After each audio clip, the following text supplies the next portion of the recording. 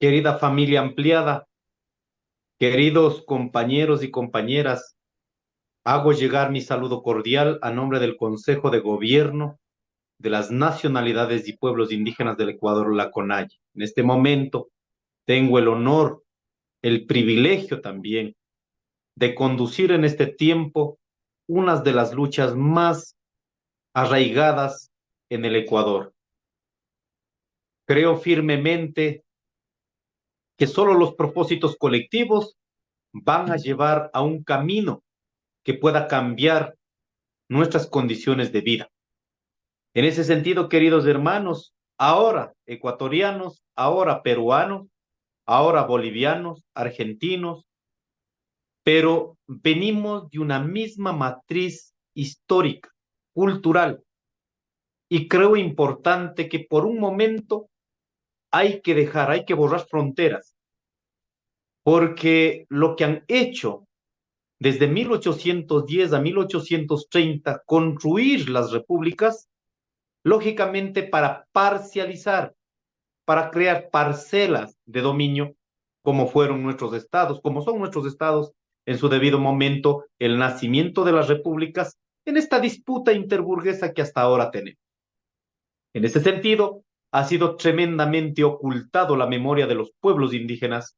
Somos civilizaciones con más de 6.000 años, en donde no hemos tenido ninguna relación con una vida externa de nuestro territorio, con Europa, con Asia, con cualquiera de las civilizaciones que también desarrollaron. Pero sin embargo, ahora en este tiempo, en estos 500 años, nos han tratado como a muchachos, como niños en pañales, como que no tuviéramos nuestros códigos de vida, nuestros sistemas de vida, nuestros sistemas culturales, nuestros sistemas de producción, nuestro sistema de salud, nuestros sistemas de justicia. Nos tratan como si fuéramos nada. Por ello, en mi país, en el Ecuador, el nacimiento de la República, en el artículo 68 dice claro, dice que delega, el Estado ecuatoriano delega a los padres párrocos de la Iglesia Católica que puedan ser nuestros protectores de esta raza indígena miserable y abyecta. Así dice la Constitución naciente de la República, que ha cambiado en estos casi ya 200 años. No ha cambiado nada para los pueblos indígenas. Si lo que ha cambiado ha sido por nuestra lucha, no porque las clases que han dominado nuestras sociedades, han dominado nuestras repúblicas, ahora los estados modernos, no es que ellos por conciencia o por una condición básica de sobrevivencia de la humanidad hayan cedido derechos. Ha sido gracias a las luchas que ha permitido ahora en el Ecuador tener una constitución por lo menos escrita, que eso nos ha permitido profundizar más la lucha. Un Estado plurinacional donde en teoría está volver a recuperar toda la esencia de las sociedades anteriores a las repúblicas, o sea, nosotros, un sistema de vida comunitaria, un sistema de vida colectiva, un sistema que piense y repiense sobre las sociedades colectivas. Por ello creo importante en este tiempo compartir con ustedes 4 temas centrales. Uno, las luchas tienen que pragmatizarse y tienen que evidenciarse en los cuerpos jurídicos de los estados.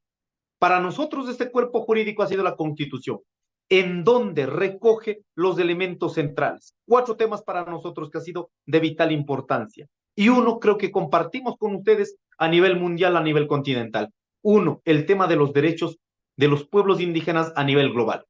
Se discutió luego de la Primera y Segunda Guerra Mundial y se logró instalar, ¿no es cierto?, el reconocimiento en la OIT, el artículo 169 de la OIT, donde garantiza los derechos para los pueblos indígenas y tribales, dice así, ¿no es cierto? Luego de ese debate, 20 años, reconoció en el 2008 el tema de los derechos declarados en las Naciones Unidas. Y en agosto de 2016, también la OEA reconoce y ratifica los derechos de los pueblos indígenas a nivel continental. Este es un tema importante. no por lo que está escrito, sino por lo que nosotros vamos a hacer con la lucha en las calles, enraizadas en nuestros territorios, para que lo que está escrito, eso pueda cumplirse. Aquí mismo, en el Ecuador, para nosotros es importante y creo es para ustedes también que podamos compartir esta experiencia. Bolivia ya lo tiene, los países primeros declarados a nivel continental como estados plurinacionales. Dentro de esta idea de la plurinacionalidad, se reconoce en el Ecuador los 21 derechos colectivos. Los 21 derechos colectivos para los pueblos indígenas que convierten en derechos humanos, que vienen derechos humanos de primera, segunda, tercera generación, pero con total y absoluta responsabilidad de autodeterminación que los pueblos necesitamos aquí en el Ecuador, en el continente y en el mundo. Un segundo tema importante, nos parece, en términos jurídicos en el Ecuador hemos logrado también declarar los derechos de la naturaleza. En este momento estamos en una disputa como no se pueden imaginar. ¿Quién tiene la titularidad de los derechos colectivos? Las comunas, comunidades, pueblos y nacionalidades.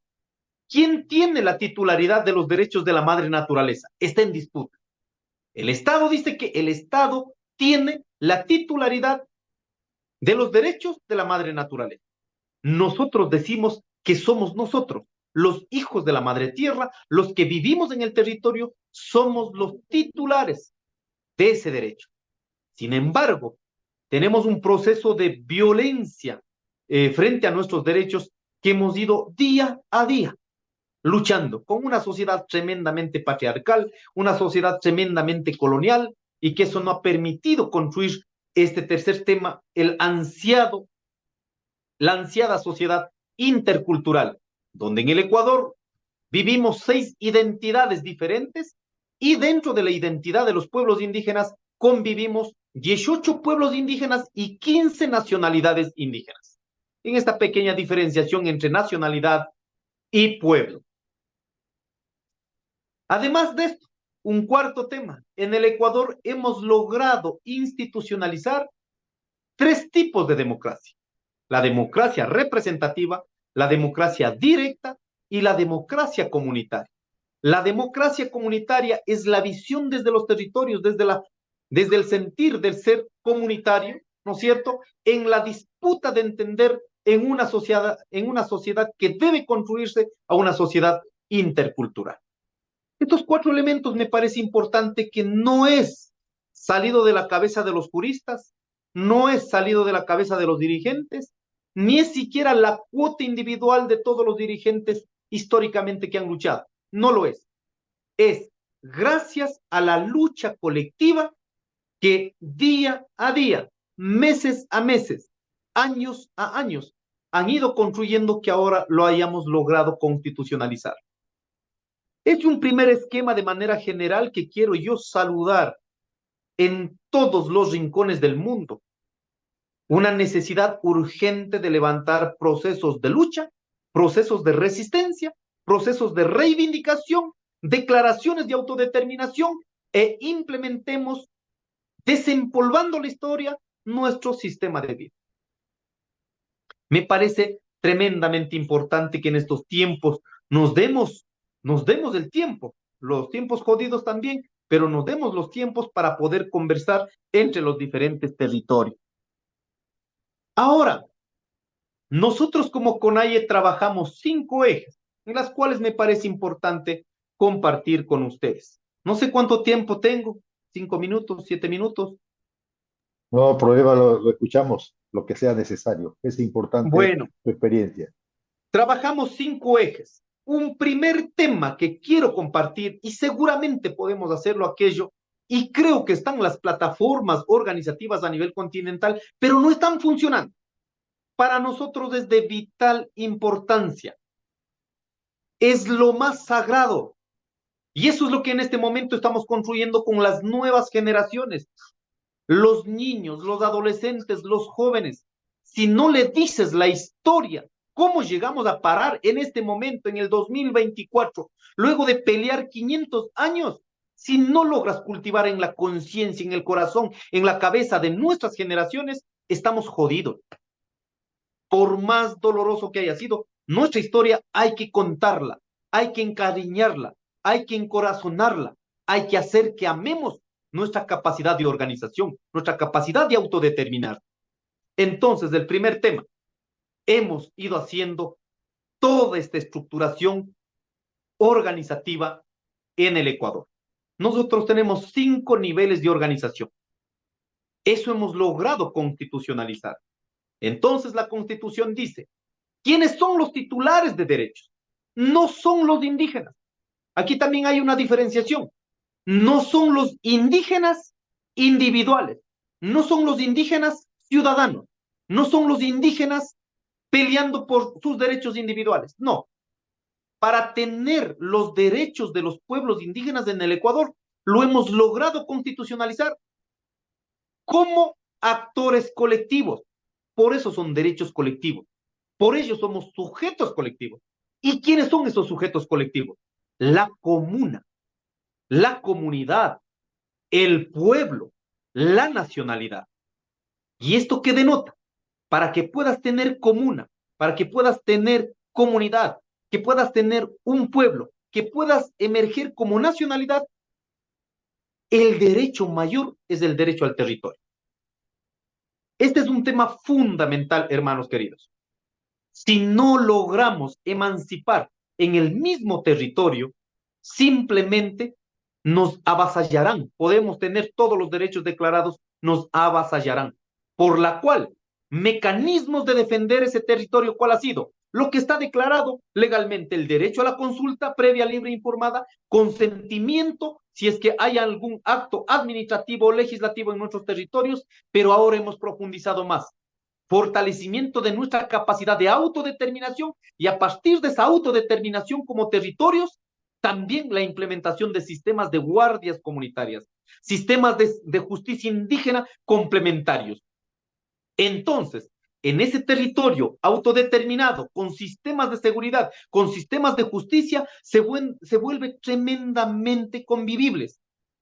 Se vuelven autodeterminados sobre nuestros cuerpos, sobre nuestras vidas, sobre nuestros territorios, nuestra alimentación, nuestra soberanía alimentaria, nuestra medicina.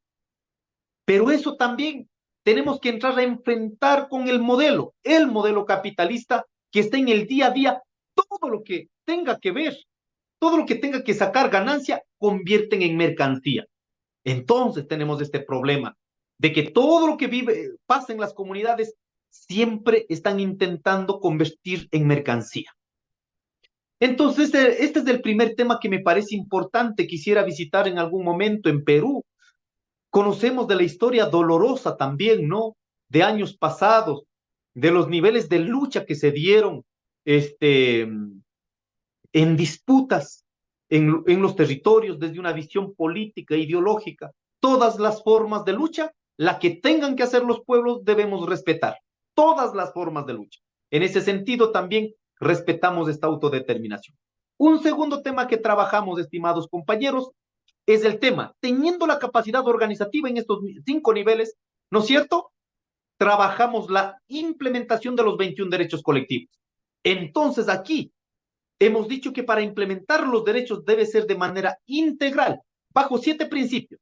Principio de reciprocidad, complementariedad, dualidad, vitalidad, circularidad y territorialidad. En estos procesos hemos dicho que si vamos a aplicar el derecho a la justicia indígena, tiene que estar articulado el derecho a la educación, a la salud, a la convivencia, a la autodeterminación. No se puede declarar o no se puede avanzar en la implementación de los derechos de manera disgregada. Creo que hemos estado haciendo algunas cuestiones mal en muchos años. Entonces nos volvemos especialistas en educación y solo vemos la educación. Nos volvemos especialistas en salud, entonces nos convertimos únicamente a hacer una parcela en salud. Nos fortalecemos en soberanía alimentaria, entonces concentramos, entonces no puede haber especialidades.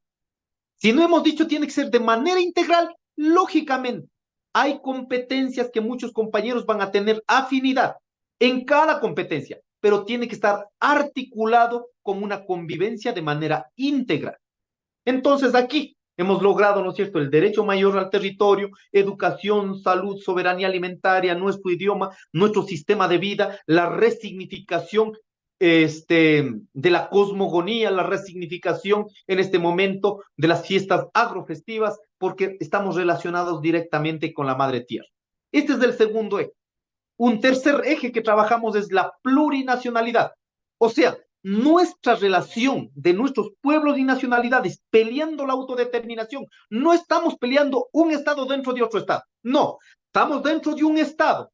Por desgracia, 200 años que nos han seguido dominando, pero somos pueblos autodeterminados que regulamos sobre el sistema del Estado ecuatoriano, ¿no es cierto? Pero articulamos en esta idea de la plurinacionalidad, entonces relacionamos con los 5 poderes del Estado.